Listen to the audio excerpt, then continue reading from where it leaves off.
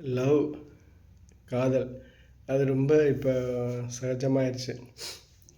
ஸ்கூல்லேருந்து காலேஜ்லேருந்து நல்ல காதல், கள்ளக்காதல் இப்படி நிறையா வந்துருச்சு இப்போது.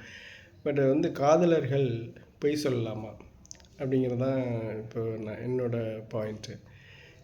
பொய் சொல்கிறாங்க சின்ன சின்ன விஷயங்கள்லேருந்து. இப்போ லேட்டானா பொய், அப்புறம் வர முடியலை அன்றைக்கி அப்படின்னா அந்த இதுக்கு பொய், இப்படி கொஞ்சம் கொஞ்சமாக பொய் சொல்கிறாங்க.